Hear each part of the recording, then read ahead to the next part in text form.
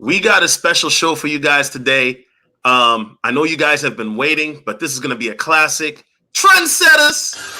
Money good. You know how to take it. You don't keep putting pressure on these niggas. Don't keep running this shit up.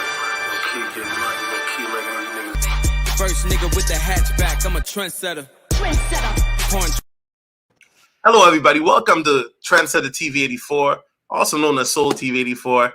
We have two special guests on, as you guys know. First, let me go to my co-hosts here today, the distinguished man. Go ahead and introduce yourself and let the audience know who you are, bro. Yes, hello. My name is the Distinguished Man. I am a certified cryptocurrency expert, also a certified blockchain expert. I'm also in the process of receiving my certification to become a blockchain developer as well as a smart contract developer. And you may have also seen me on a show called Red Sings the Blues. I am a co-host with a good friend of mine, man behind the mic. So be sure to check it out, guys. All right. And then today's special guest is right below me, or I don't know, right there. Go ahead, special guest, introduce yourself. Let the audience know who you are, man. What's good, y'all? My name is Elijah Maktub. I'm glad to be here. Thank y'all for the invite. So I'm Elijah. I'm a college student. I'm around 20 years old, and I'm just an engineer as well. I'm currently working as a product manager as well in the tech industry. Just very enthusiastic about cryptocurrency and blockchain. I'm very excited about the wave and the amount of technology and changes and impact in the economy that this can have, not just in the United States, but just globally as well. Especially when you look at economies that are in the third world countries. Those economies have a lot of benefit to make from this, especially because it changes the way we can, exchange value in the world. So it's very huge. I see it like the internet. The internet brought a way for us to exchange information. This takes it a step further. It allows us to exchange value. So I'm excited to talk about cryptocurrency today. Awesome. And before we begin the show, hold on a second. I just want to read some super chats here real quick. Shout out to Ricky Webster with the $4.99. He says, just showing love. Props due 100. Hey, salute to you, because Atlanta, guys, listen, Atlanta ran me dry. I went over budget in ATL. Okay. Shout out to Batman Beyond 6'4" Mont. What's going on, Batman? He says, salute to Solo and the rest of the great gentlemen on this panel. The stream is wisdom that brothers shouldn't be missing. Exactly. So, Elijah, and I'm going to post your YouTube channel in the chat, so obviously we can have people follow you. But can you talk about how, because, bro, you were young, right? I mean, I didn't even know what you looked like until recently, one of your thumbnails. But how old were you when you got into crypto? And how did you, I know you said you're going to school to be an engineer. Is that right? That's correct. Yeah. You're not a dummy. And I mean, I've seen your videos and you know what you're talking about. That's why you're here. If you didn't, you wouldn't be here. But tell the audience a little bit about your history regarding cryptocurrency and blockchain. Oh, yeah, for sure. So I was in high school when I first found out about cryptocurrency. This was right around 2017. I had a friend, actually. He's a guru. This guy works at Coinbase now. Super amazing guy. So he was in high school with me as well. And he would talk about cryptocurrency. He was selling he was using cryptocurrency as a currency, like the typical way it was meant to be used, not really as a asset and store value. Like the original idea was we can have our own economy and trade with each other. So that's what he was doing back in 2014, 15, 16. He bought a pair of shoes for like 7 Bitcoin. We still make fun of him for that. And basically in 2017, wait, he did what? He bought a pair of shoes. And he really used them too. Like these shoes were so beat up by the time we graduated high school for like how many Bitcoins? Right around 7 Bitcoin. It was like back then, Bitcoin wasn't worth a lot, right? And we didn't really know Bitcoin was going to go this far, honestly speaking. Like no one really saw it coming. I mean, yes, it has the value it has today, and we kind of see the technology growing, the utility growing, not even just from Bitcoin, but from other cryptocurrencies, right? So back in 2017, this is when it hit my radar. He was like using this and I was like, oh, okay, this seems really cool. And then Bitcoin was hitting the news a lot. It was becoming more mainstream, more of a, more eyes were on Bitcoin and, not just the technology, but also the price and the number and the value that it had. So right when it hit that, I started actually getting into the market, trading a little bit. I was very naive back then. I didn't really understand it. And I still really don't fully understand it either. I don't think anybody really does. If anyone says they fully understand it, they are lying, because it's like 2000 and the internet, no one really knows where it's going. And I think the technology really, it's not quite there yet in terms of adoption and people using it, but I think it's getting there, because decentralized finance is getting huge now. Utilities actually coming into the market. People are able to lend. You're able to buy property now through NFTs. Like, things are getting, becoming easier for people to actually adopt it and use it in everyday life, not just like invest in it and like, I'm just going to leave my money in like Bitcoin, like it actually has use cases. You can get a credit card now that's like backed by Bitcoin, and you can, things like that. So going back to 2018, I kind of like started seeing that, not as much as I see now, but I dabbled in it a little bit and then invested some here and there, kind of walked away a little bit. And then I would say early 2020, this was like before the Bitcoin halving. Like, I was aware of Bitcoin halving and the impact it had in the market. I was telling my friends like, hey, this is going to be like, it's going to be crazy. And this was just for me, just like looking at what people were saying online as well, and like doing my own research. And Bitcoin halving is huge. Like, it's, it's deflationary in the sense, like it's something that's already scarce is getting even more scarce, and the value's there. So it makes more sense that you got to hold something like that. So from there, 2020 was when I actually really got, early 2020 is when I really got actually serious about, okay, this is what I see, and I actually see value in this market. So I would say it's been like a up down, but originally my guy was the one that really got me into it, and I'm glad I actually was willing to listen to what he had to say. Yeah, let's swing it over to you, distinguished man, because like I said, you are the TA guy here, the blockchain guy. What are we? And if you want to share your screen, that's cool. But what is going on right now with the market? There's a lot of sideways action. It seems like it's not really going anywhere. What are you seeing from your bird's eye view? Well, from my view, I'm seeing in the beginning, there was a lot of manipulation over. If I could possibly share my screen here, if I can, let me see if that works. Can you see it? Okay. Got it. So this is the complete yearly chart, or not yearly. This is the full chart, I guess you could say, of Bitcoin BTC right here. And we could see that during May 1st or later in a little bit, it was starting to really go up, what we would call probably parabolic. And right then and there, we saw a downtrend immediately when it peaked at about, I think, 60 something K. And the reason for that was because of market manipulation. And I believe that is because of these governments, or these, I call them wicked powers at B, because they realize that this technology is growing, and they realize that this is going to be the foundation as, a store of value moving forward.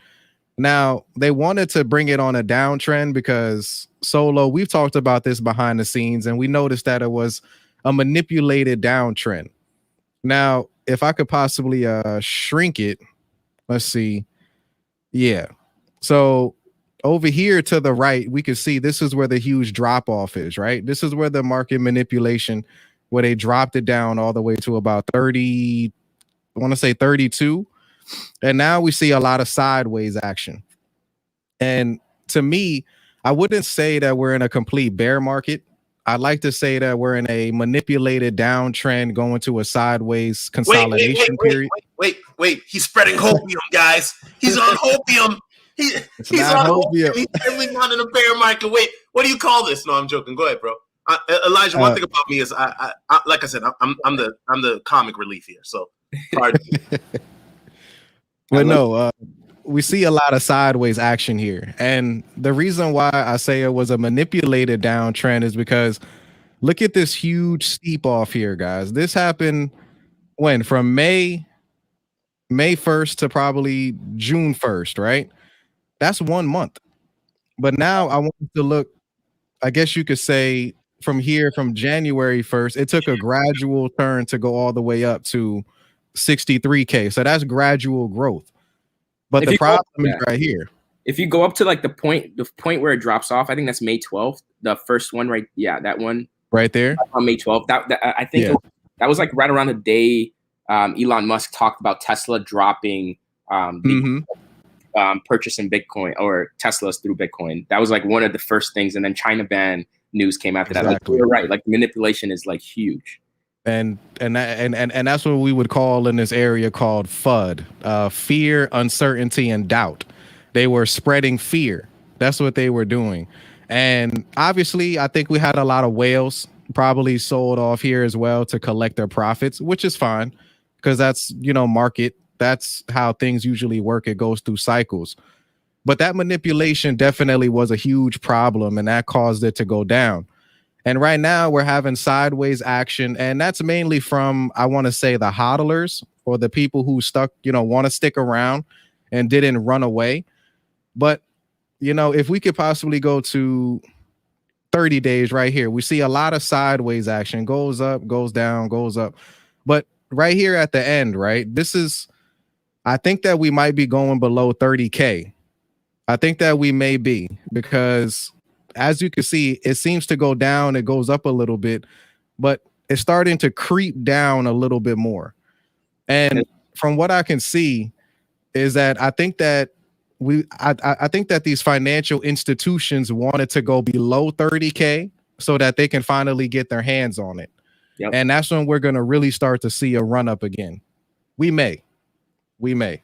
Elijah, let's swing it to you. What do you see? Do you agree with the distinguished man or disagree? And it's okay. We do welcome disagreement, so don't feel like you have to agree with everything we say. Right. No, yeah, 100%. Yeah. One thing I want to point out that I agree with for sure, 100%, is currently like we're trending downwards, sideways, and I do think Bitcoin is going to break the 30,000 threshold, and I think that's going to push it close to the 25,000. Like it's going to be a stretch, maybe to 20,000. I think that's possibly not going to happen, but it's a possibility as well. But I think it's possible that we see 25,000 in the next month or so. And this is just opinions. It's not facts at all. This is just what I think. And I think also adding to that point, since that we are going to be going sideways for a while, a lot of these ETFs, like distinguished man was saying, they're trying to, or a lot of like big money, they're trying to enter the market. And one way they're trying to do that is through ETFs. So currently right now, there are no ETFs in the market for Bitcoin in the United States. There is one in Canada. So ETFs is like, it's big money. It's investors that have $1 million, $1 billion that don't go out and invest, you know, like the typical investor through Robinhood. Like you're not going to see a billionaire opening a Robinhood account trying to like, you know, buy Bitcoin through Robinhood. Like they're going through like big banks and they're putting their money with the big banks, and they expect the big banks to bring big profits to them and then return that.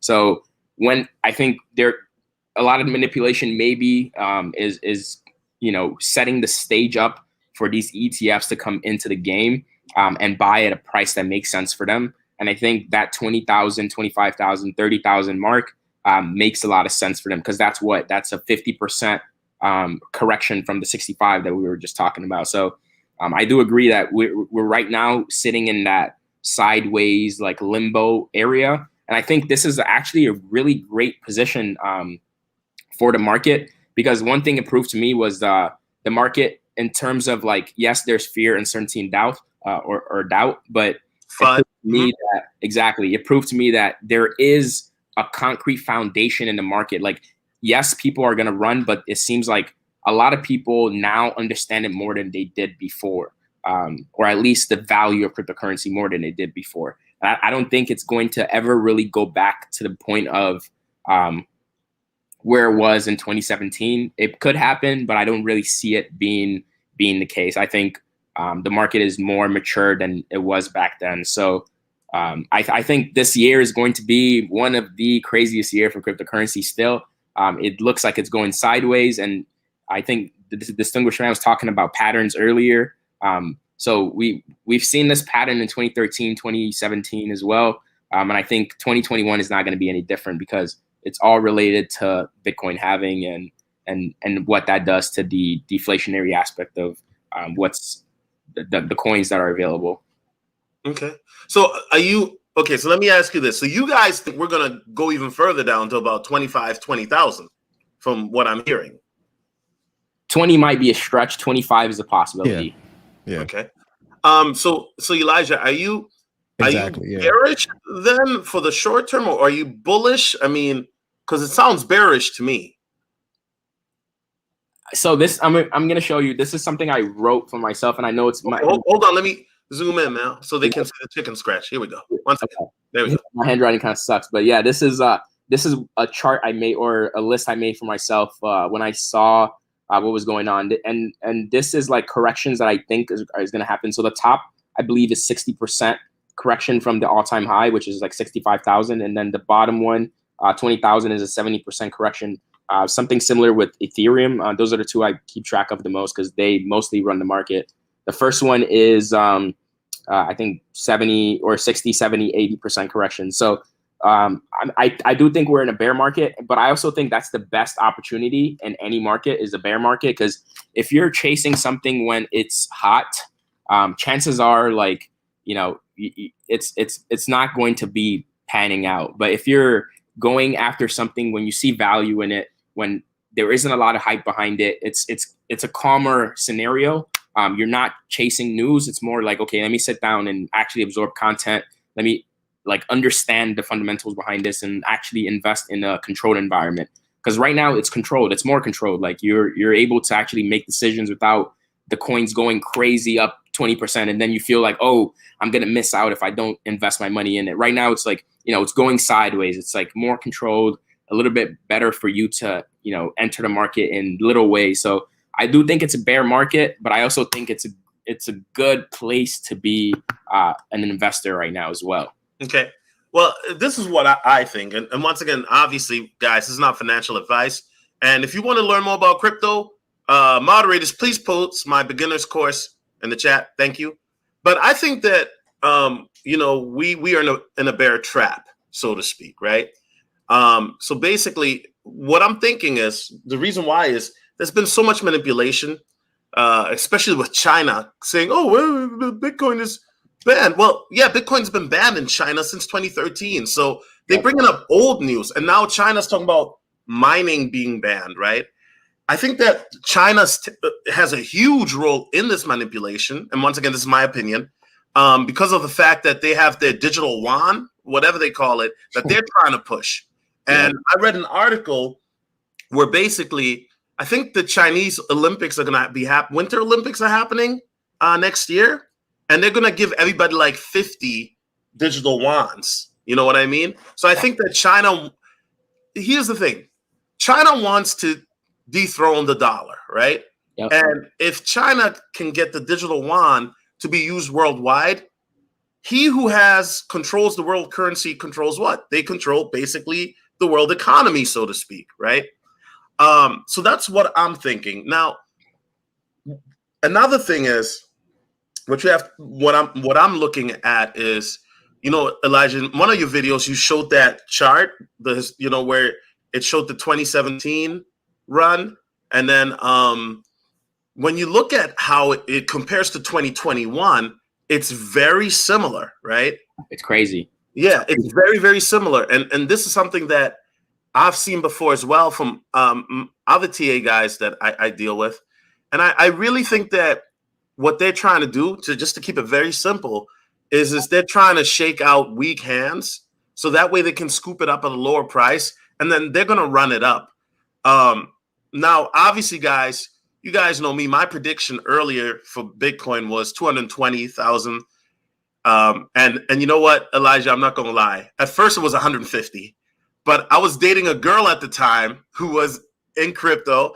Listen, I'm not going to lie. And she's been in crypto since 2012, right? And she's like, what are you talking about? It's going to go to 220, 200. And so the hopium, she got me on it, right? But I think that, I'm going to give my prediction now, or my readjusted prediction. I think we're gonna see it go to about 110 or about 100, and then you're gonna see. Well, before we even get to 100, you're gonna see a lot of resistance at about 80 to 90,000, and then when we make it to 100, you're gonna see a lot of settling off, and then we might run it up to 110, and then you'll see it correct, right? But that's my opinion. And once again, guys, do your own research regarding this market, right? One thing, Elijah, that I don't think anybody saw coming, these experts, is the whole meme coin run that we had earlier this year, right? In the spring. Let's talk about that for a second, because I know somebody brought up Shiba Inu. Batman says, y'all buying Shiba Inu coins, gentlemen? No hate. Huh?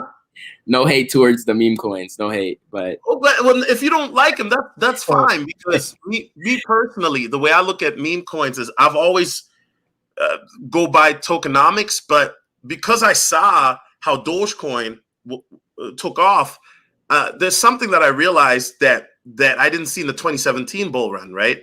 Is that you have more of the youth in, right, Elijah? More of your type, and I don't mean this disrespectfully, but more Generation Z buying crypto, where 4 years ago, I mean, it was more of a retail market, and now you have more of a retail and institutional market.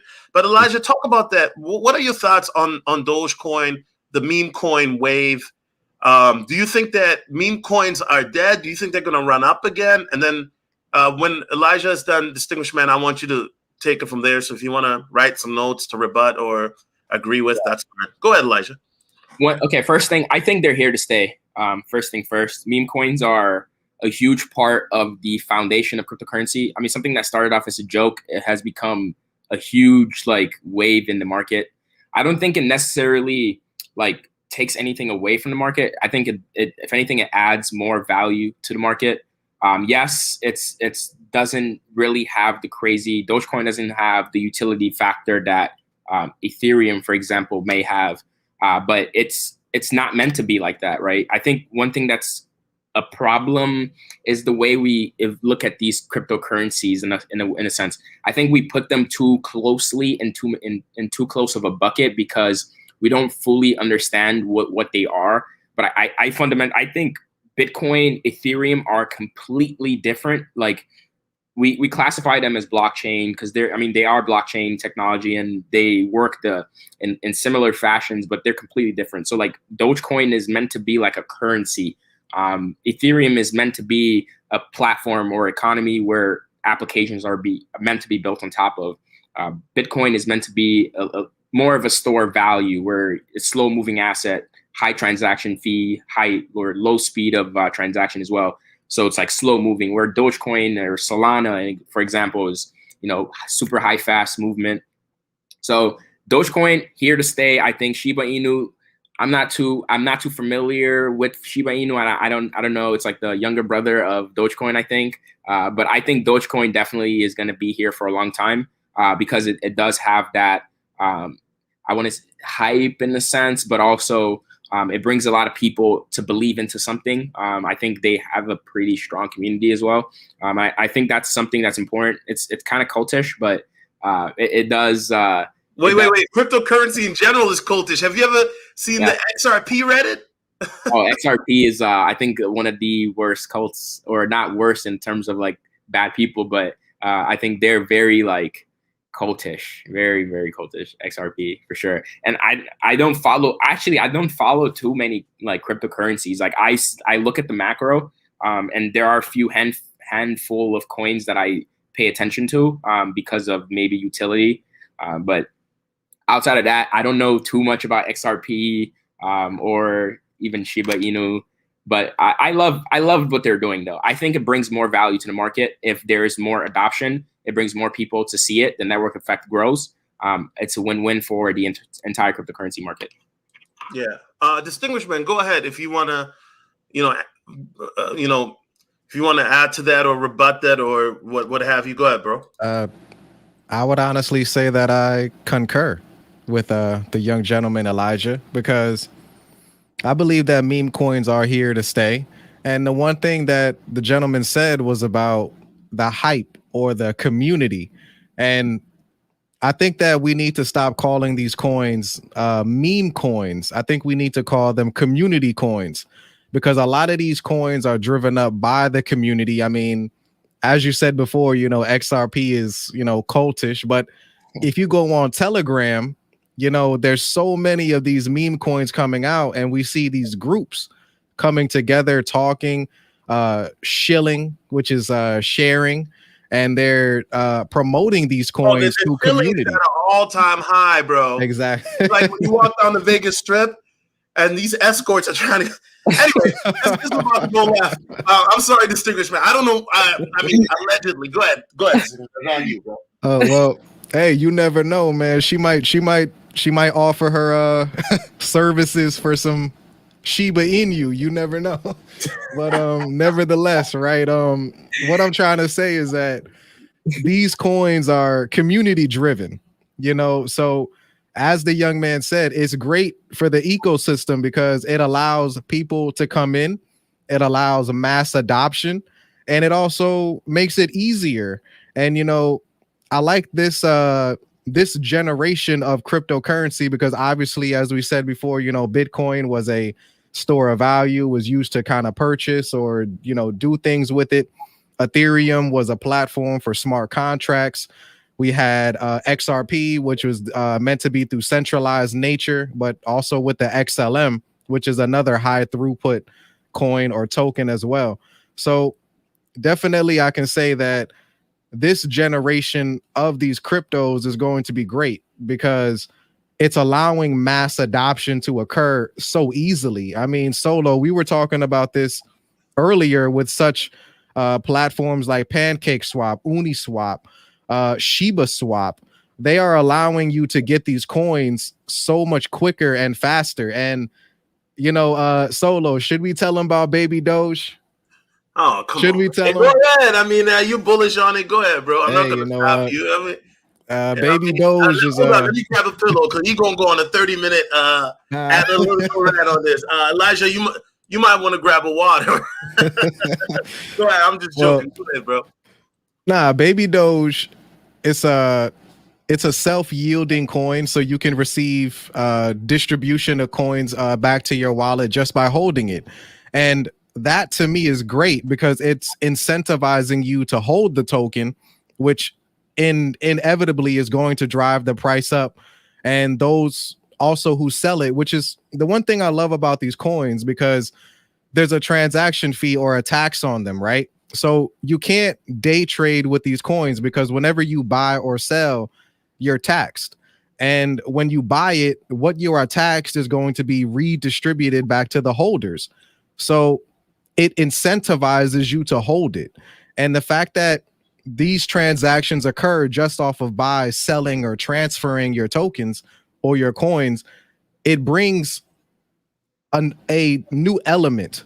It brings a whole new way of thinking when it comes to these new coins. And the fact that it's so easy for you to get them is just blowing my mind at how these coins are growing, how fast they're developing. And I think that this is really great for this whole industry because it's going to allow more people to get in.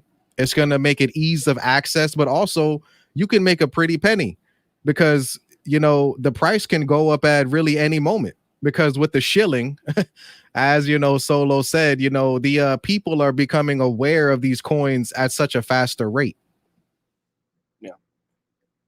Okay, and Elijah, I want to apologize. I misspelled your name on the stream, so we'll get that corrected. Here are my quick thoughts. I think that Shiba Inu specifically, because I've talked about it a bit on my channel since for transparency, I am invested in it, right? And I'm not saying that you have to be. It's not financial advice. It's just what I'm doing. But Shiba Inu is a DeFi coin disguised as a meme coin. The Shiba Swap has broken numerous records. It was at 1.5 billion in regards to the liquidity. I mean, ridiculous, right? And I think that with something that Elijah, you said, and also Distinguished Man said, is the reason why you see all this community-driven coins that are being propped up is because people are tired of these institutions locking people out. I mean, you saw what happened earlier this year with GameStop, right? With AMC, right? And that's on the stock end. And then you saw what happened with Doge, right? Even though, in my opinion, you can't compare Shiba and Doge, because Doge really, they don't even have any, there's no updates or anything. Nobody was even working on it. Matter of fact, last time I heard, it was Litecoin miners that were mining Doge, right? And so the reality is that Shiba Inu, what they did, in my opinion, was great marketing, and they took a big risk with sending, half of it to Vitalik, and then when they came out with the swap, that's a game changer. And of course, they've been listed on Coinbase. Now, a lot of people are going to be like, "How come VeChain isn't on Coinbase yet?" Or it took them damn near 3 years to get ADA on Coinbase. Why aren't some other coins that have been around a little bit longer or proven more utility in people's opinion been on Coinbase? But I think that Coinbase, let's be honest, and I've said this before, they're kicking themselves in the foot because they missed out on the Doge run, right? Robinhood was making buku dollars. I think that, was Doge also on Weibo? I'm not sure. But It anyway, might have been. So I think that with the meme coins, I think that some of them are going to be around. I think Shiba Inu might be around 5 years, 10 years from now, because the community is super bullish. However, there's some meme coins that I'm not sure yet. Only time will tell.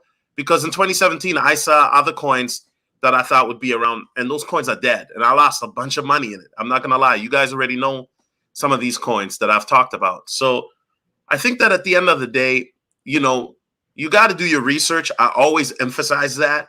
And, don't put in more than you're willing to lose. My motto, dollar cost averaging, put in your lunch money. That's what I do. That's not what you have to do or should do. You do what's good for you, right? Let me read this real quick.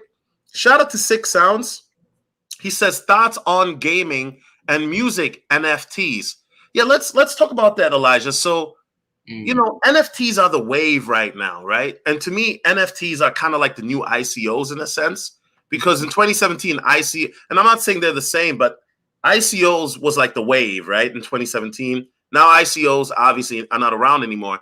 But what are your thoughts on gaming and music NFTs? The NFT market has become really huge. Yeah, I think NFTs are going to be huge. I think socially, it has a lot of value. NFTs is, music, gaming, art, whatever the case may be. Those are things that we value as human beings, regardless. These are things that we love. Like, you're on your phone, you're listening to music, you're watching a video, things like that. Like, those are in the realm of the NFT world, right? So I think overall NFTs are just going to be super, super impactful in that sense. I've seen a lot of different creators now entering that space, trying to, even I think Fortnite, I'm not sure how far they're into it, but, like skins, collectibles, like things like that. People love to have collectible items. And that's like in the realm of NFTs, people love to have the, the stance or the power or whatever the case may be to say that I am the only individual in this world that owns this item. It's like art. Like, if you own the Mona Lisa. Yeah, I mean, didn't they sell like an invisible NFT for like 60,000 or something ridiculous thing like that? I would not be surprised. They burnt a Banksy. Guys, listen, not to cut you off, Elijah. I'm sorry, I'm bad at that. But listen, guys, I'm gonna be coming out with my POG NFT. Okay, for all you guys who want a POG, holla at me. It's coming out soon. Give me a month. It's coming out. Okay, Elijah, continue. My bad. Nah, yeah, for real though. I feel like you should definitely get into the game of NFTs. Like, it's a way for you to bring value to your audience as well. Like, I don't know if you guys are familiar with Gary Vee and what he did with NFTs very recently. He basically like created something called VCon, where he's, selling these little items or, NFTs, like cards. And with each card, you have,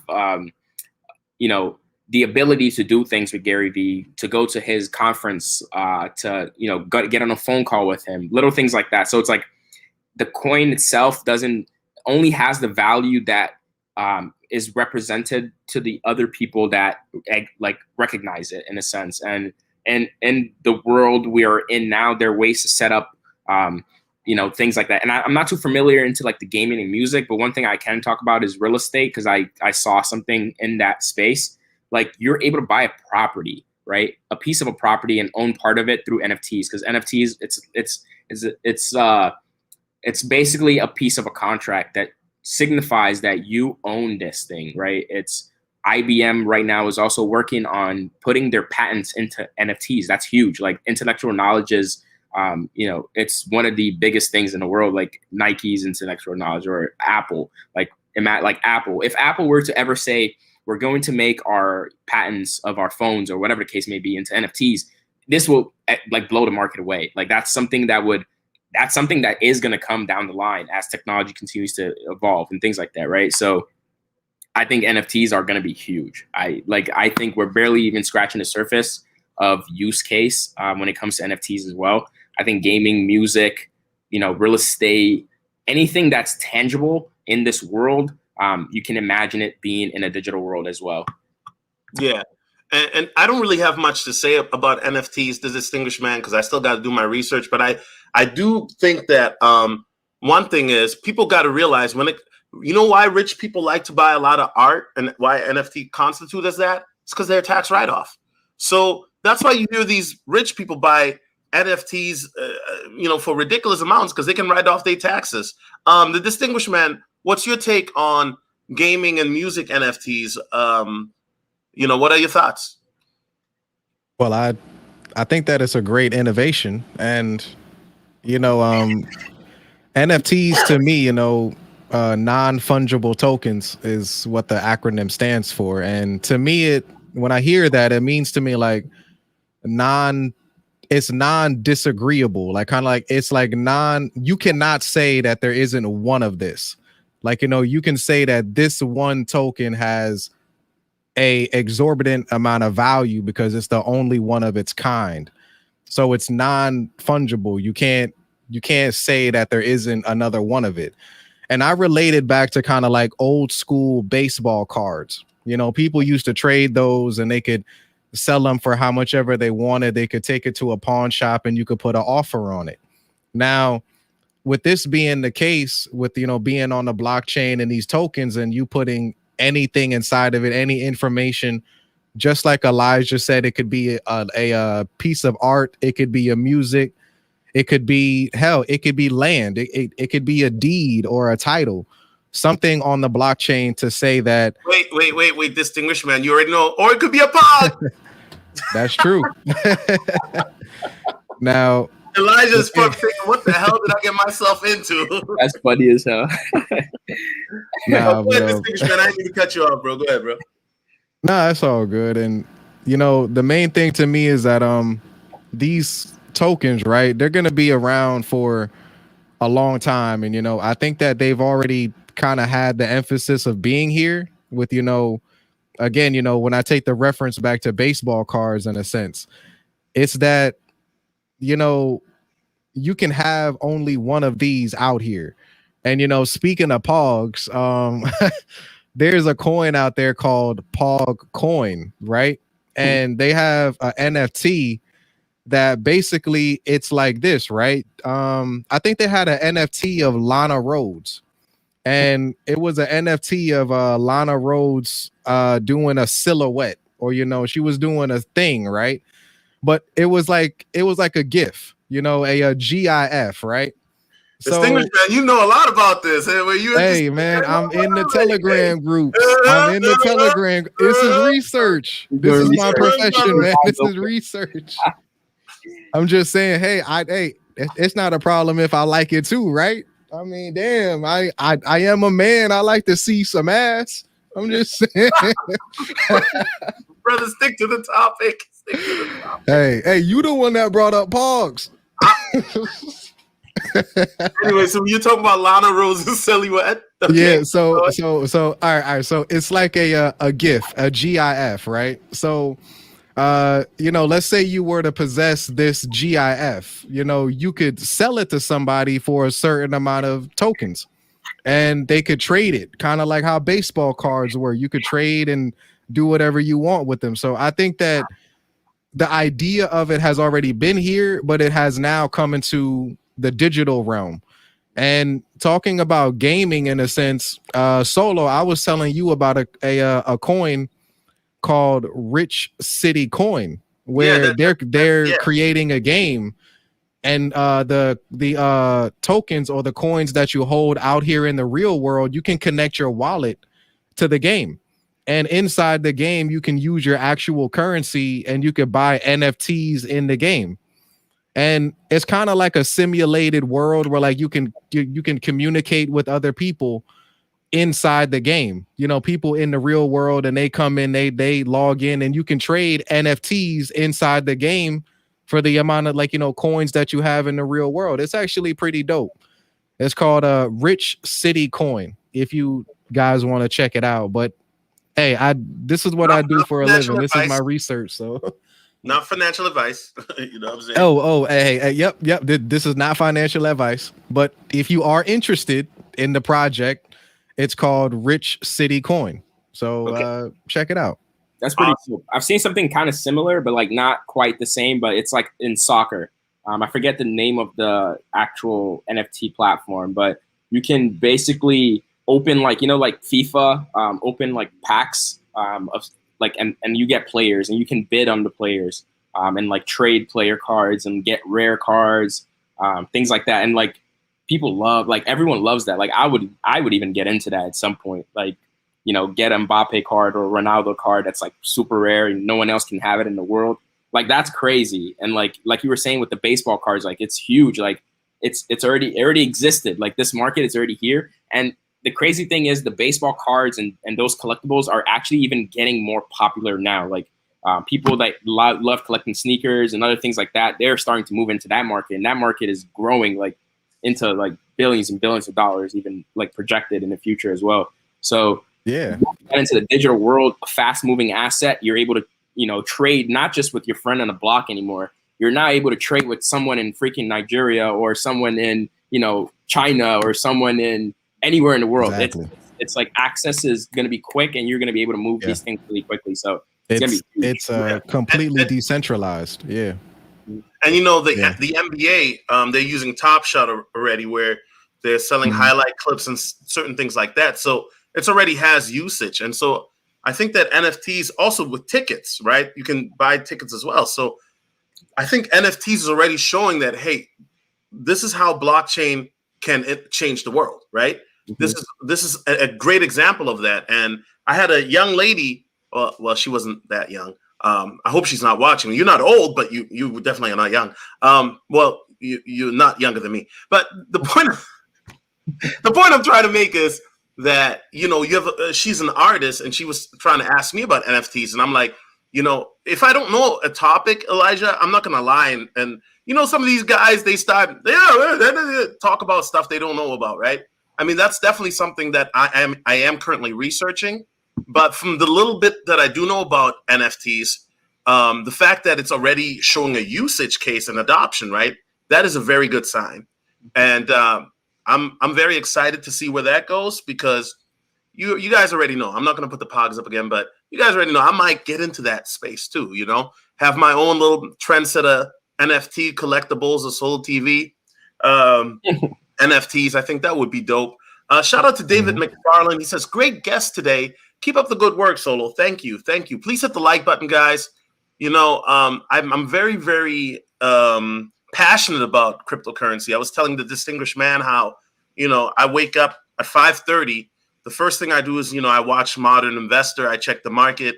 Nowadays, I'm not even going to lie, Elijah. As soon as I see it's still at 32, I just throw the phone away and you know, go about my day. It's coming. It is. And here's the thing, because I get this question a lot, Elijah, right? Now, in one of your videos, when you were showing the charts, and I don't know if you want to do the screen share so that the audience can see what you were talking about in one of your recent videos, where you showed the correlation between the 2017 chart and 2021 chart. But, you know, here's the thing, Elijah. As I mentioned before, I'm very bullish and people might think I'm on the hopium. Maybe I am, but the reason I'm very bullish is because of the fact that with this manipulation, what this causes a lot of the sideways action. And once again, this is my opinion, right? I'm not saying this is I'm some sort of a financial advisor, but what I'm saying is that the manipulation has really kept crypto down, because you saw how everything was starting to move up in May, and all of a sudden they just pumped the brakes. Elijah, and I'm not gonna, once again, I mean, this is based off your opinion, so don't feel pressured. But when do you think that there's going to be a run up? Because we know it's going to go back up. Do you see that happening maybe next month with the London hard fork coming out with Ethereum? Do you see it happening at the end of the year? Do you see it happening next year, or do you say, "Hey, Solo, we're going to be in a bear market for a while"? I mean, what are your thoughts and opinions? Yeah, I can actually share my screen as well. So I'm gonna pull this up, because I do want to share something. And like you were saying, I think it's definitely patterns. Am I on the screen? Can you guys see my screen? Yes, sir. Okay, perfect. So I'm going to go into the actual graph. But one thing I wanted to show first was the stock to flow. So we do know like Bitcoin is in a 4-year pattern. Like it's Bitcoin halving happens every 4 years, and this causes deflation. And then we always see a bear bull run. So this is 2013, 2014. So the end of the cycle was 2014 for the bull run. And as you can see, like it is a logarithmic graph instead of the actual linear graph, because that's just network effect. And when the market grows, it grows in that fashion. So we move 4 years later. 2018 was actually the end of the cycle. So like closer to January. So like December, January was when the cycle ended, similar to 2013 as well. So I think we are going to definitely see a similar pattern here. Like we're not at the end of the cycle yet. Yes, we are seeing some resistance and pullback, but I think it's still going to manage to see a run up. So going back to the point you made earlier, so I'm going to pull this up. So we're actually going to start back in 2013, 2014. And I love to look at patterns. This is numbers and like patterns is kind of how I follow through with things. And like, when I see a pattern, I like to, understand why it's kind of coming about. So one thing, we can't really go as far back as 2013 here, but one thing you're going to see is it was in a similar bull run, and then it saw a taper off closer to May.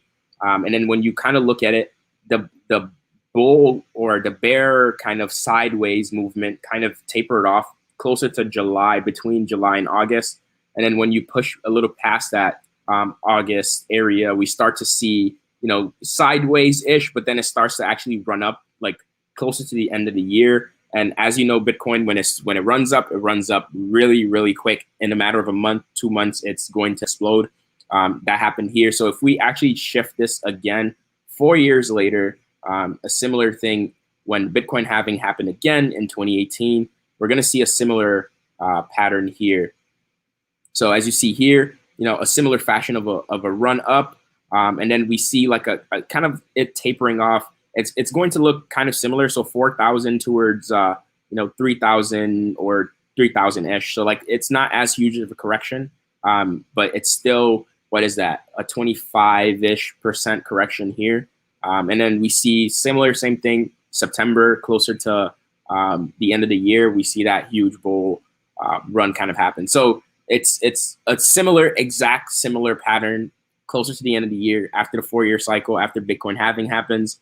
So we're fast forward to 2021. We haven't really seen, it looks a little bit more crazier. And yes, I agree. It does seem like, oh, we might have already hit that bull run that we saw at the end of the year, but it looks crazier because Bitcoin is network effect. The way the market grows, when more people enter it, it's spreading the amount of dollars and value that can enter that market. So it's of course going to be a lot crazier. So this run may look.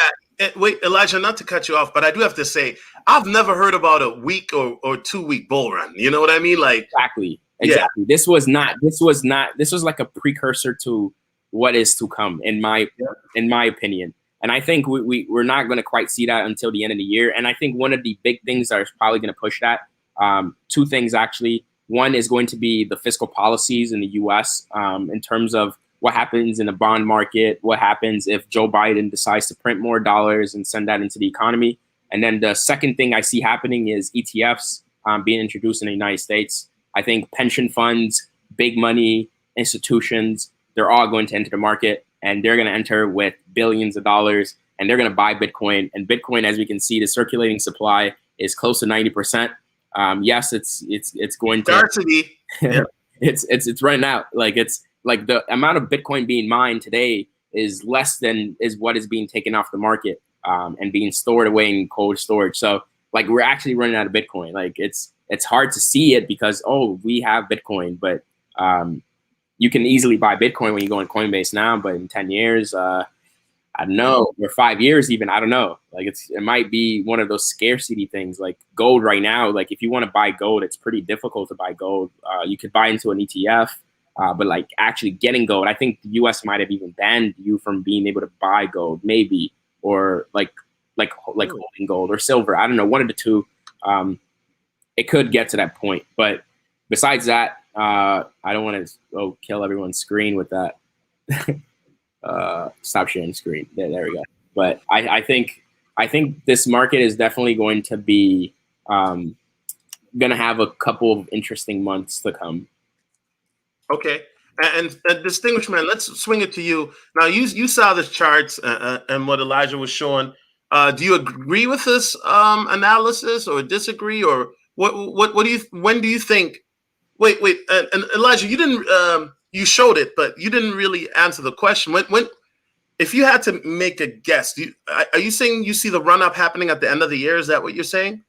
I think October is going to be a big tell of if we're already going in the bull run. I think what's going to tell is when Bitcoin actually is able to manages to break a 40,000 resistance, like maybe a 40,000 is like. I said 41,000 a couple weeks ago. Yeah, because, I like to play it safe, but yeah. Yeah, that when it breaks 40,000, if you're still thinking Bitcoin is in a bear market, I'm sorry, but you're gonna miss out most likely, Facts. And you're gonna be buying at 60,000 when you wake up this morning. Facts, and Elijah, I was telling the distinguished man behind the scenes that I got into crypto in 2017, right? And when I saw the run up happening, the FOMO was surreal. And I guess I want to touch on that because I've never seen anything like it before, because all of a sudden I would watch my YouTubers like my mentor, Ian Bellina, for example, shout out to him. He went from having anywhere, he used to have about 300 people in his live streams, right? And we got about 41 now. Shout out to y'all because you guys are the 41 that you smart. But Ian went from like 200 to 300 people to like 3,000 viewers live. Mm. And before we swing it over to the distinguished man, Elijah, what are your thoughts? Because I know you know what I'm talking about, the FOMO, for those who don't know what that means, fear of missing out, where all of a sudden you have all these people coming in. And the reality is that's when, let's be honest, a lot of these scammers are making money because you have a lot of people who don't know what they're doing, who are getting wrecked. And I got wrecked too. I mean, 2017, I thought I knew what I was doing, but I was getting into coins and I wasn't really doing my research on some of them, to be honest. I was just going off of, social media hype and speculation. But Elijah, what do you see happening once you see Bitcoin go past that 64K record high? Do you think that the FOMO is going to be crazy? It's going to be ridiculous. I think when we're getting to that point, I think this market right now, we're sitting at a $1.3 trillion market. And I think this is going to, this bull run may take that closer to maybe 4 or 5 trillion, maybe even more. I think it's going to be super crazy. Like a lot of fear, a lot of people are going to be jumping in because it's going to be a game of patterns. This has happened a couple years ago. Oh, this happened already. Bitcoin just keeps coming back. Bitcoin keeps coming back. And it's like the thing, like what I was saying earlier, network effect. When one person tells your one person who tells the other person, the network just grows and it gets stronger. And that's what's going to continue to happen with Bitcoin. So it's going to be super crazy. And then now with more utility factors coming in, people are going to be, if you're using Coinbase is going to be trying to push you hard to open in a credit card or a debit card with them, to like start actually getting it in your mind every day that Bitcoin exists. Bitcoin exists. You can use Bitcoin. You can spend Bitcoin. You can save Bitcoin. You can, live with Bitcoin. So it's going to be, it's going to be something that's going, I think Bitcoin is going to be huge, 2022 and beyond. Even if the market were to go through it, there you go. You see, you got yours right there. You see, it's going to be huge. Like, I think a lot of people are going to be, they're going to be afraid of missing out on this thing because it's going to be big, and they're going to be, seeing it like it's going to be big. Okay, you know what, Elijah, you know what's coming, right? That Coinbase card that you just saw, brother, and that's the Coinbase debit card. But I call the Coinbase debit card my Pog card. You know what I'm saying? Oh yeah, the Pogs love it, player, because you know when they see it come out, they're like, hey, you got that coin. They know you got that Bitcoin money. Facts. You know what's funny, because there was well, I probably shouldn't share this publicly. But anyway, let's keep going. Distinguished man, on to you, sir. See, when I put the Pogs up, I lose my mind. See, brothers, a lot of y'all going to be doing that once y'all get the crypto. But distinguished man, when do you think the run-up is going to happen? And is there anything you want to add on to what Elijah said, or rebut or expound on? Go ahead, brother. Well, I think that definitely he made some great points and valid points that I agree with. And right now, I think that we're going to see more of a downtrend to around under 30K to 25K.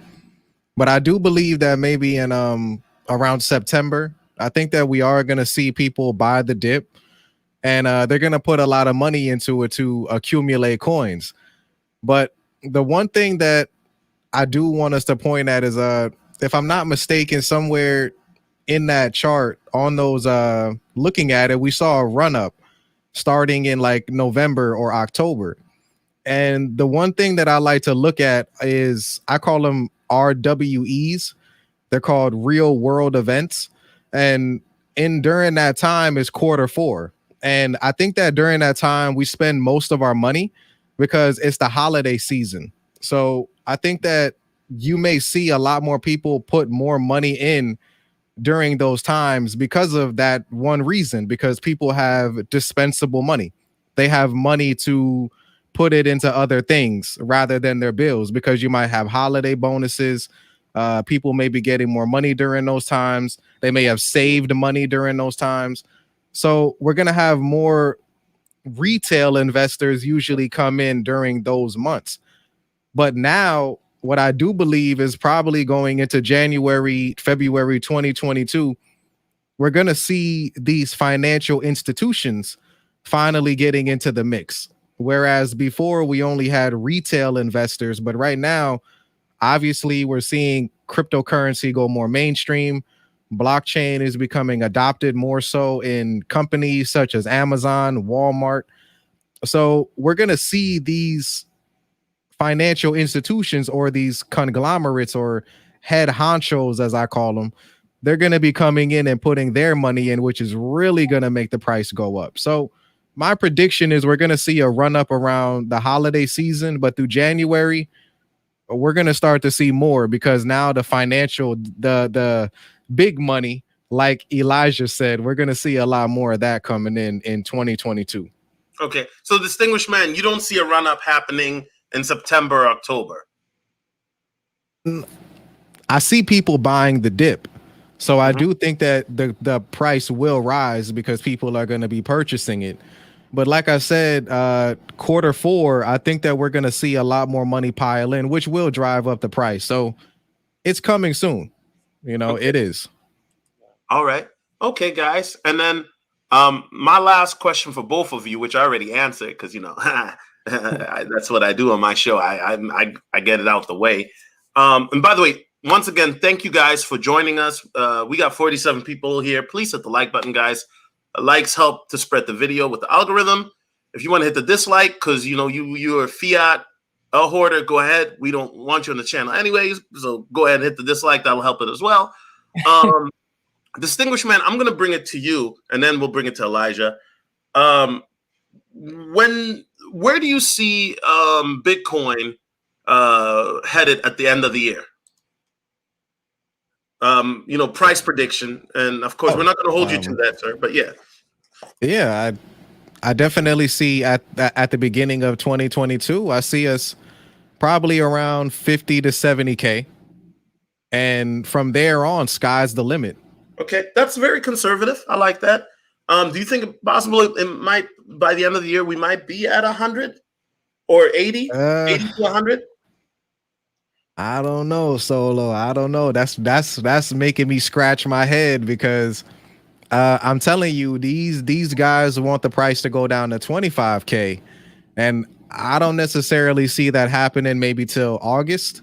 And we're gonna have to have time pass for people to raise the price and accumulate coins. So 100K, I mean, that's being real bullish, which I like the aspiration. I like it, but kind of realistically thinking, I don't think that we could see 100K. That's why I said 50K.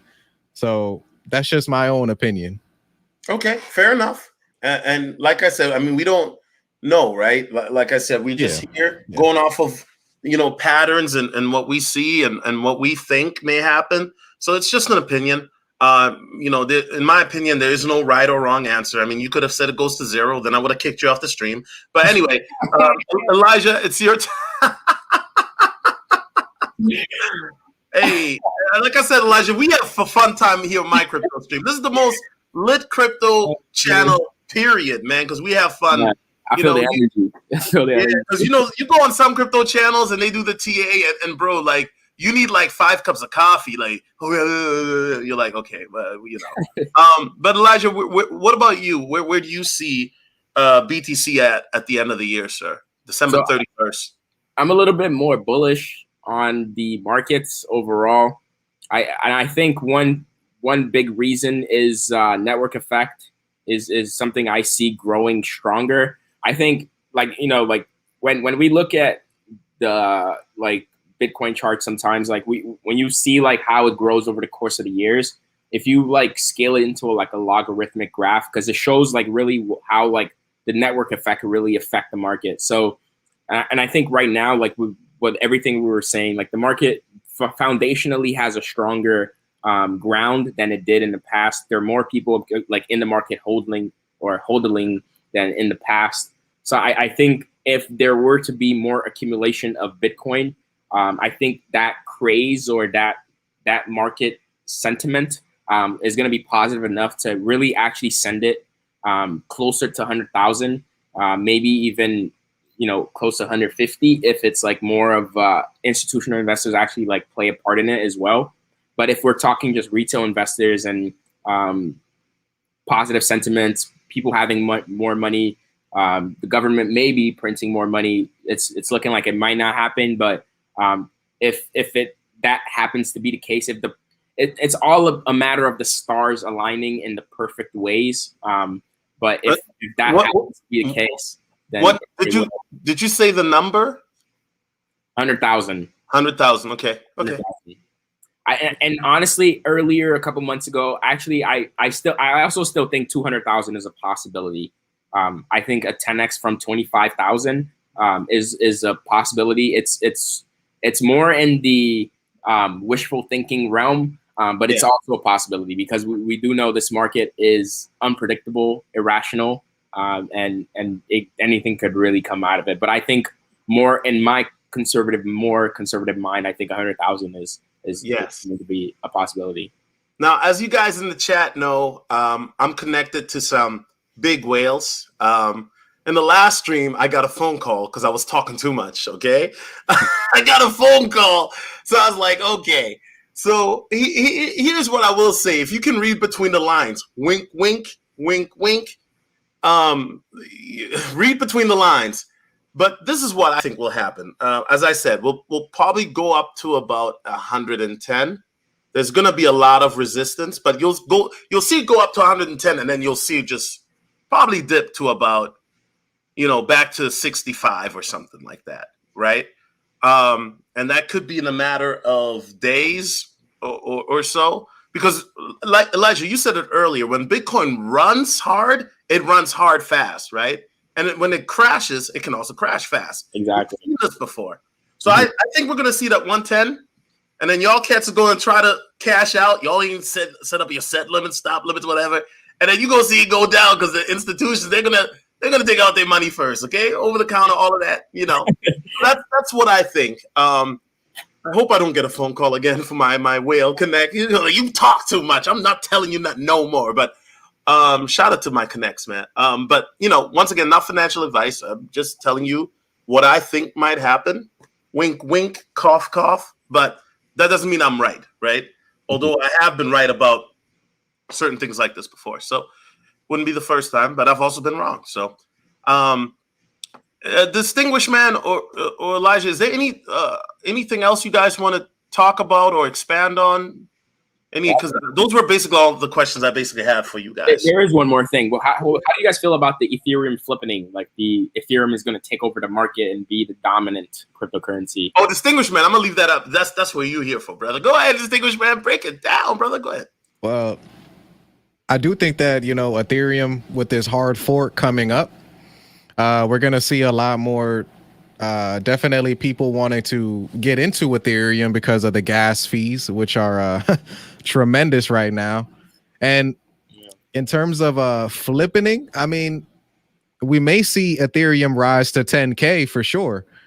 But I still think that Bitcoin is going to be the head honcho. I still think that BTC, it's always going to be there because it was the first of its kind. But in terms of, if you want to say people and the interest, I can say that yes, Ethereum will take over in that aspect because there's more utility with the smart contracts, building on the platform, Low gas fees. Exactly. There's going to be and also transaction time. Hopefully no gas fees will be in effect by time, because they were supposed to get that London hard fork done last month. And not to cut you off, distinguished man, but when Vitalik and I watched him on a podcast, I forgot which it was, but it was on a big channel, and he said that there's been some issues with the team, not necessarily with the tech, but in regards to agreement. So whenever you have Vitalik coming out and saying like that, it doesn't make me bullish, because if he would say that publicly, that there's some infighting on which direction it should go, that's a very telling sign. You know what I mean? So yeah, that's true. Yeah, there is. I honestly could take that both ways. Maybe there is infighting, but I still think that Vitalik is going to be the one to make the decision. Facts. And if they did set a deadline, I think that it would be pertinent for them to reach that deadline, because why would they ever set it? And also, you could look at it, maybe they're just trying to be transparent with their audience, to say what's going on instead of keeping people in the dark. So I can definitely say that. But the one thing I definitely will say about Ethereum is that I'm gonna like to see what comes of this hard fork, not only with the low gas fees and the ability for proof of stake, which is gonna take away the mining aspect of it and incentivize people to hold their tokens or again stake them. Mm-hmm. So I definitely think that that's gonna drive the price up as well. So I think that, Ethereum is going to definitely grab a lot of people's eyes after this London hard fork for sure. I agree. One thing I wanted to do before we actually hop out, because Elijah, go ahead and take your time, bro. I'm not in a rush, bro. I'm a big believer in the flipping, and my reason for it is so let's see, like I saw a comparison, like the oil compared to gold, and like I think this is a good comparison because gold is kind of like a store of value in a similar way we would look at Bitcoin, right? You can hold gold, it has value over time, that kind of thing. And the way I look at Ethereum, because of utility, is oil. You can use oil for a lot of different things that we use every day. It has the utility factor. I mean, it's not quite exactly the same thing, but in a frame set of like comparing it to what already exists in the world, and the oil market is larger than the gold or even any other metal combined, right? Because there is so much utility, and it powers so many different things in the world, that it makes it so big and so useful. So that's kind of the way I see it. Like, Ethereum is going to be so big and so robust, especially in the financial world, that it's going to change a lot about how we use. And this is a long term. This is not a case of like, oh, in 2 years Ethereum is going to be number one, or in 5 years. Like, this is more of like as this market continues to mature over time, Ethereum is going to have a leg up just because of the smart contract ability that it has, and the fact that the ecosystem right now, a lot of developers are on it, building so many different new things that NFTs is possible today because Ethereum was that smart contract that came into the game, was like, okay, you're able to build on top of this.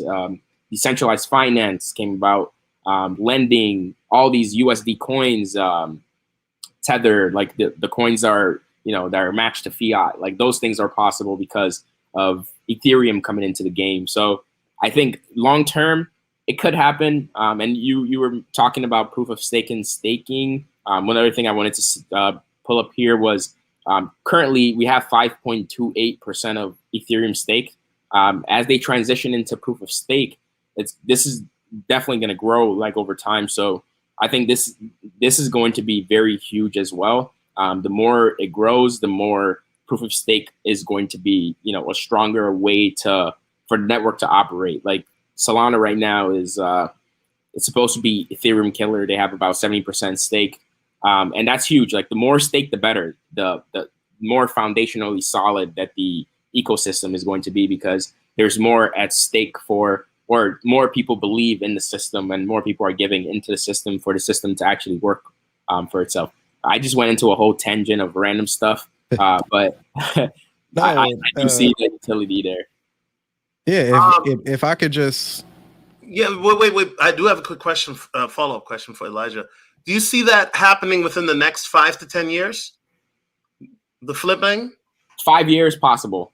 I think because 4 years ago, like decentralized finance, NFTs weren't really all that it is now. I think in 5 years from now, there's definitely going to be, I think the technology is definitely going to advance in a fact where there's going to be a lot more use cases, and it's going to be a lot closer to consumers. Like, everyday people are going to be able to actually use these things. And I think that's going to bring a lot more value than just Bitcoin, than Bitcoin could give the market.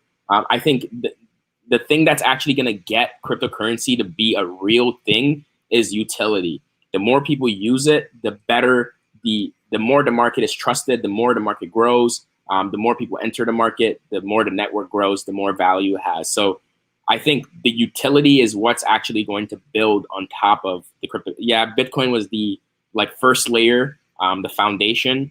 But in order to actually get to the next evolution, the next point, I think we're going to have to go a lot further than Bitcoin can take us. And the internet, Yahoo came before Google, but Google eventually ran up the ranks because they just had, more sauce, more utility. It was convenient for people to use, a better user experience, things like that. So I think Bitcoin is always going to be an OG, just like Yahoo. I mean, Yahoo is always an OG.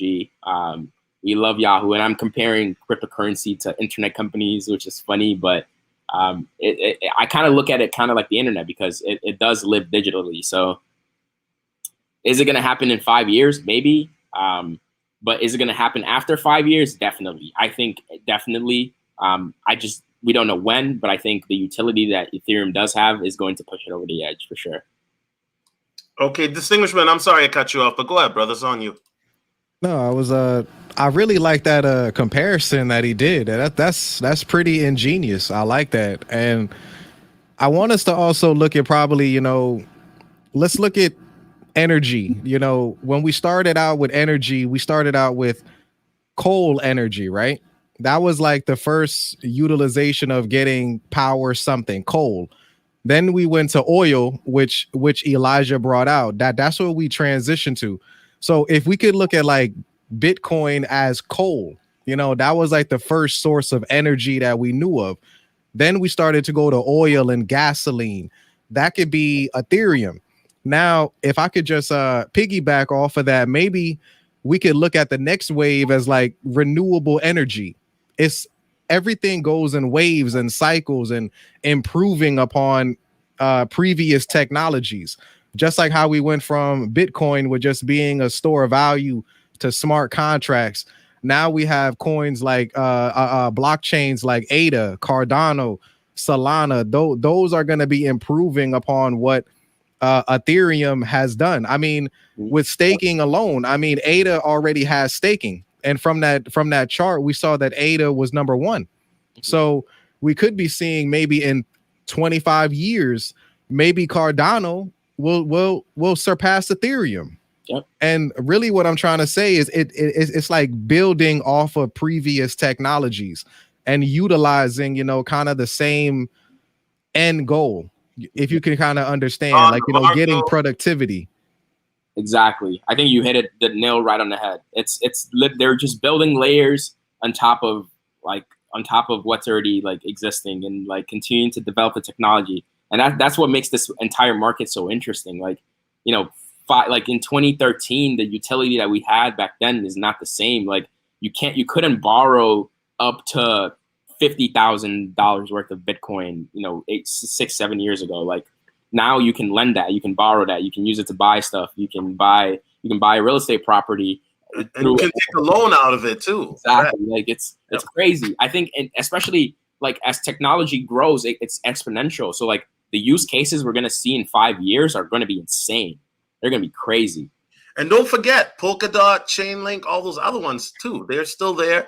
And who knows, 5 years from now, there might be another coin. I'm not going to put the pogs up that might run all Ethereum, all those out, because the technology's advancing, as we know, at a rapid pace. I mean, guys, you guys don't understand. Like, and Distinguished Man, I don't know how long have you been in crypto, Distinguished Man? I could say the past.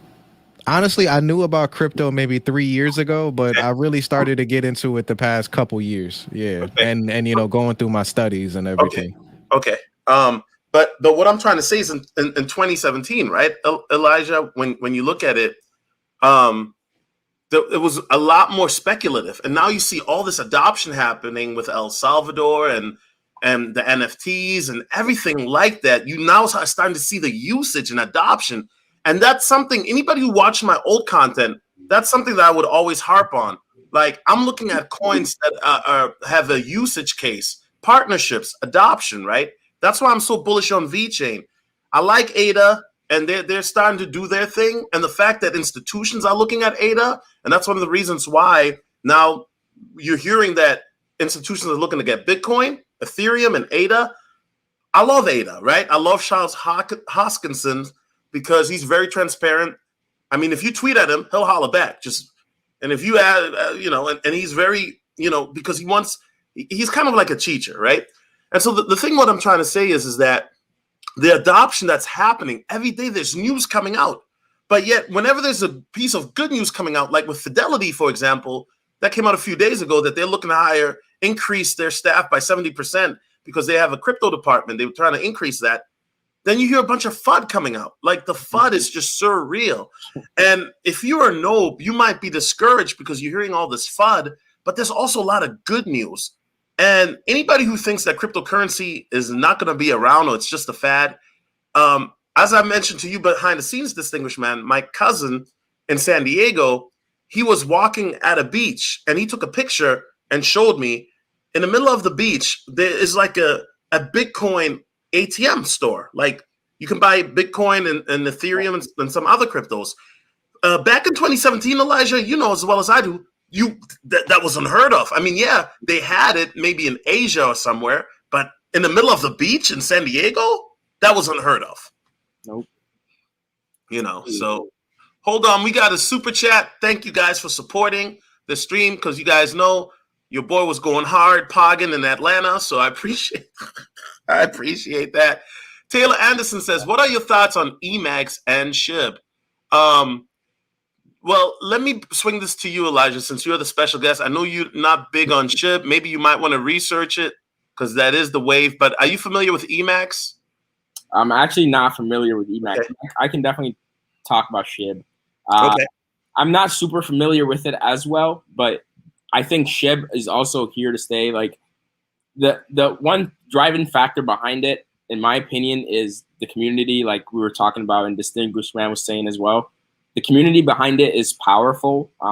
And when it comes to cryptocurrency, the one thing that's important is one they talk about is Metcalfe's law, and that's like the power of network and how the network grows, especially when people are the driving force behind it. And cryptocurrency was meant to be an economy of people, me and you trading with each other in the way that we see. Yep. Exactly. So like it's the purpose is there. Like it serves the purpose. Yeah, it may be a meme coin. It may have just flown off the charts and like gone crazy with price. But the fact that there is a driving community behind it that's willing to consider it an economy, that's what really matters. Like that's what cryptocurrency was built to be in the first place. So is it going to be here a few years down the line? It possibly could. Dogecoin is one that I see is definitely going to be here. I'm not super familiar again with Shiba Inu, but I've been hearing it a lot, and it seems like the community is very strong.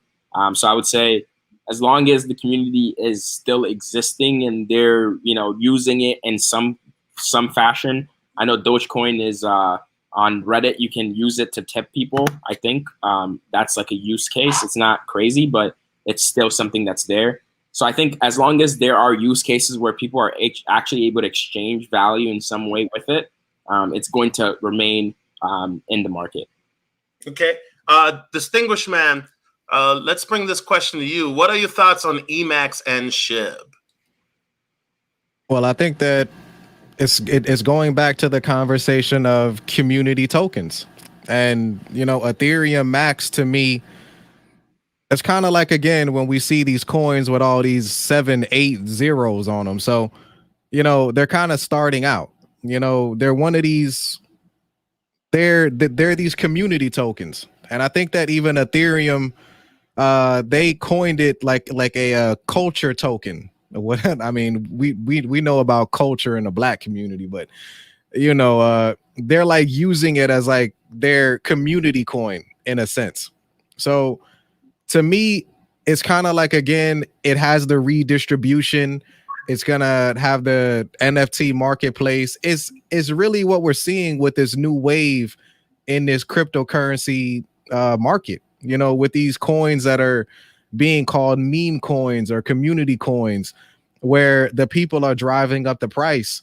And again, you told something about like, ICOs kind of going non-existent, but I look at this as like the new form of the ICO.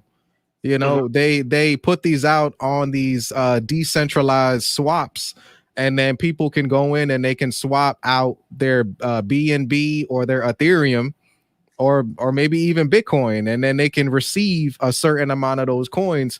Even I think some of these coins have pre-sales. So this to me is like the new wave of the ICOs, but it's much more simpler and accessible to any investor. So I think that that's really what this new generation is. And, Emacs and Shiba Inu, Baby Doge, Paul Coin, Safe Moon, these are like the new version of the ICOs to me. Okay. All right. And then before we go to the next question, I guess I should answer as well, but my computer's running a little bit weird, so bear with me. But I want to share my screen here and show you guys something. Bear with me. Okay, so Ethereum Max, I'll be honest, I've heard of it. I'm not super duper familiar with it. I heard Paul Pierce tweet about it.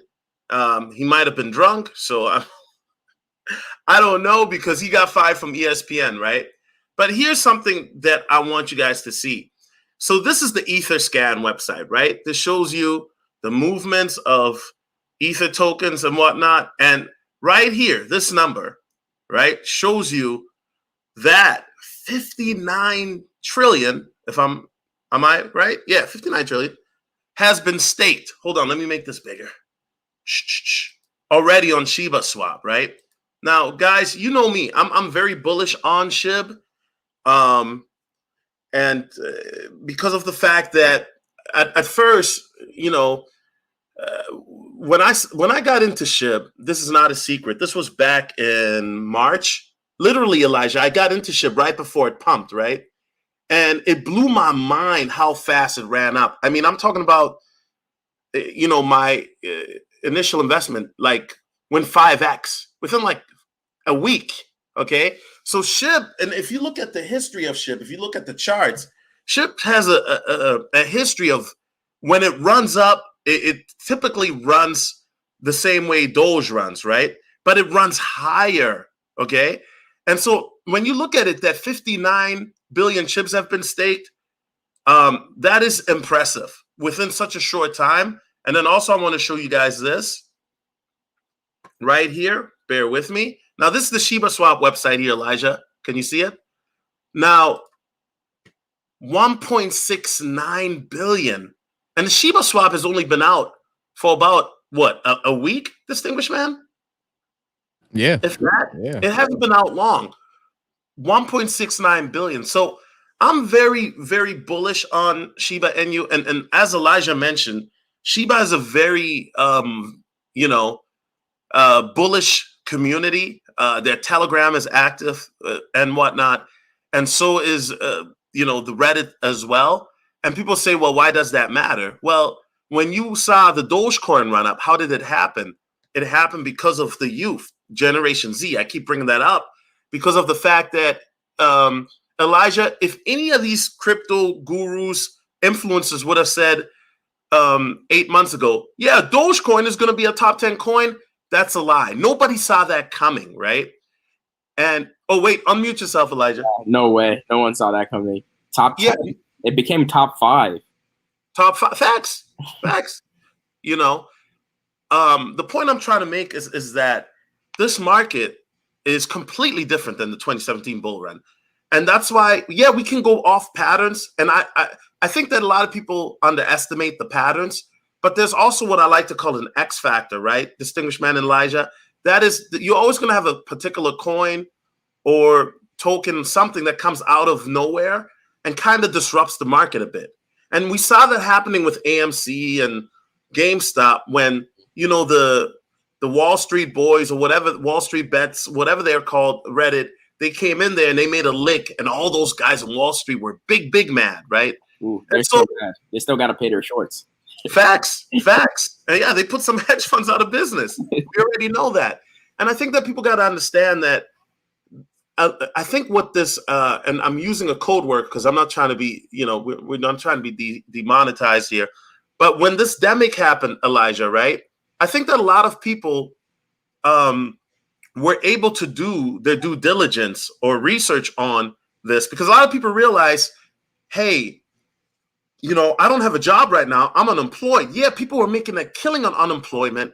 But this was real when I have a stripper friend and she says, hey, I've got Dogecoin. What other coin should I get? Because she knows I'm in crypto. Mm-hmm. That's when I realized, oh my gosh, this is what's happening right now because people are realizing that the 9 to 5, nothing is guaranteed anymore, right? This right here changed everything. Hold up. Me online. Yeah, facts. It did.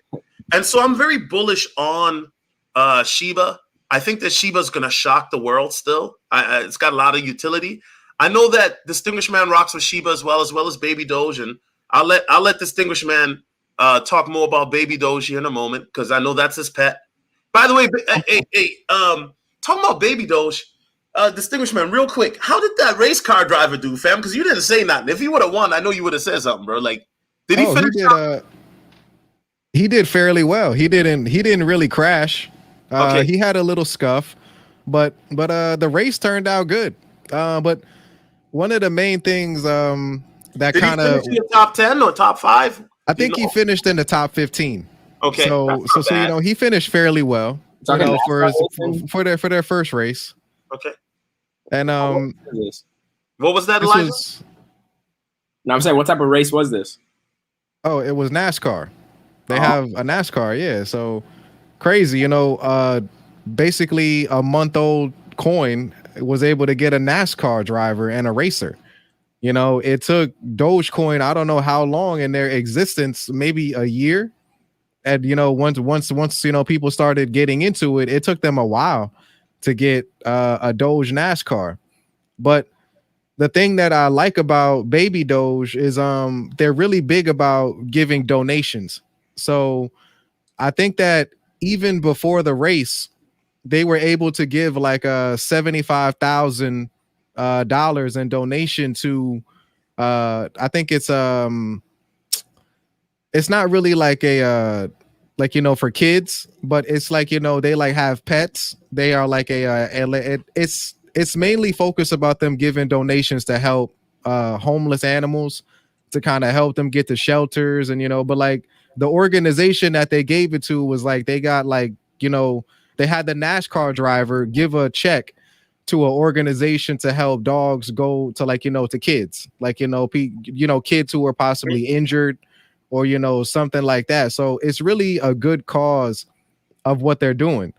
And the team behind it, the owner of the founder of the coin, Baby Doge, he's very transparent. He's already doxed himself.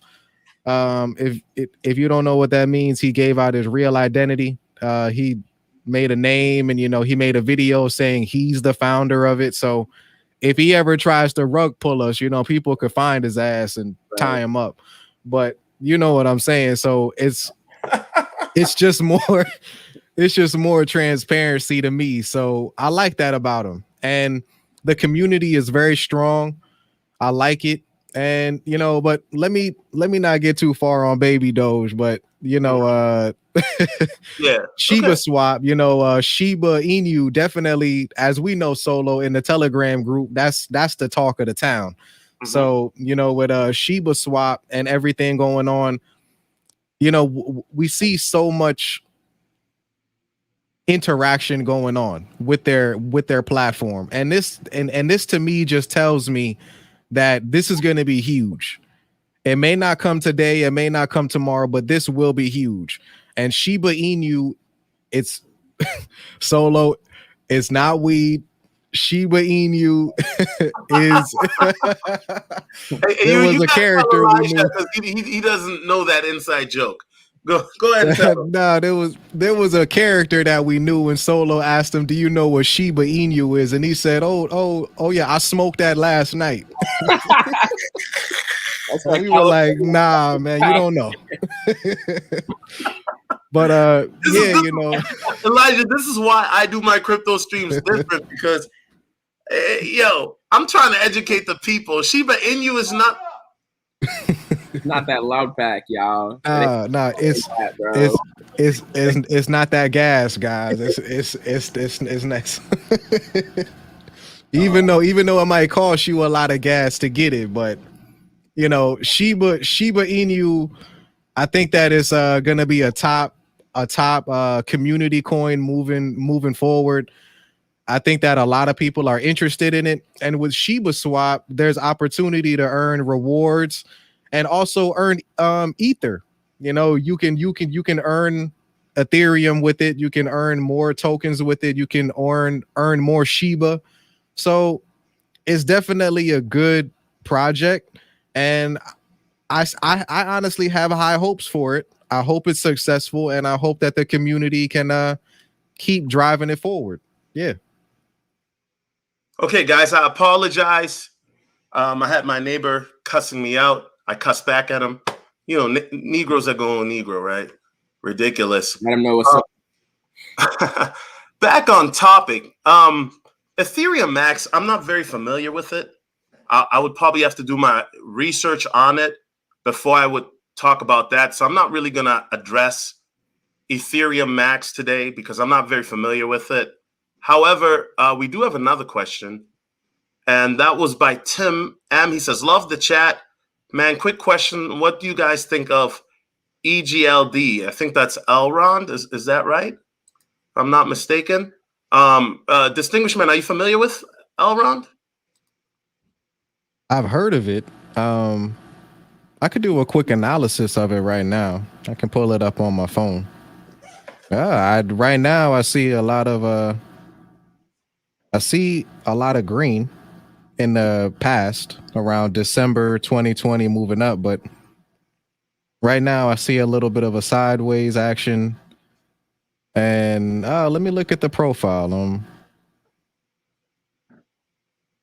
Well, it says it's a smart contract platform. It's proof of stake, secure POS, and can create an execution of DApps. So I think that it's a good project from what I'm reading. Has a good investment, has a white paper, a website. They're on GitHub, has a native token. So it seems to me like it's a platform trying to rival, I guess you could say, ADA, Ethereum, Solana. So yeah, I think that it's a good project. It's quite pricey, but it looks like it's on a dip compared to an all-time high. In my own opinion, I think that it's a good project. Okay. Elijah, are you familiar with that at all? I'm not, so I'm not going to comment on it since I'm ranked number 54. So looking at it, it seems like a great concept. And this is me talking from the outside. It seems like a great concept. Like the distinguished man was saying, I think the price is pretty high. What they're trying to accomplish, it seems like they're trying to onboard, like it seems like a consumer business and like consumer economy that they're trying to create. It doesn't seem like we're quite there with the technology. It's a little bit of years away, but I think it's a great project, and it's in the long term going to have a huge impact if they're actually able to see it through. So yeah, and speaking on that, I could see that they're really active. Their marketing team has I see 3 days ago, 4 days ago, 9 days ago, 10 days ago. So they're pretty active, and it seems like they're making partnerships. Yeah. So as Elijah said, if they can bring this to fruition in the future, yeah, I could see a gold mine here. No pun intended about Elrond Gold, but I could see something here. Okay. All right, guys. So we're gonna wrap this up because it is kind of getting late. It's 11 o'clock here. Shout out to David McFallon. He says your neighbor sounds rude. Yeah, he can go fuck himself. She cannot even chill while you do your stream. Person is a badass. Yeah, I mean, that's that broke mentality that you get from people who don't know what the fuck they're talking about. So excuse my language, but I appreciate you guys. Elijah, I appreciate you coming on. Make sure you guys follow him. I posted his link in the chat. Elijah, I appreciate having you on. I hope you had a great time and appreciate your knowledge and wisdom. Distinguished man, you as well. And yeah, I mean, we're done. Yeah, 100%. This was fun. This was a lot of fun. I love this conversation. Hopefully I can jump on and talk with y'all again sometime soon. Definitely, man. Definitely.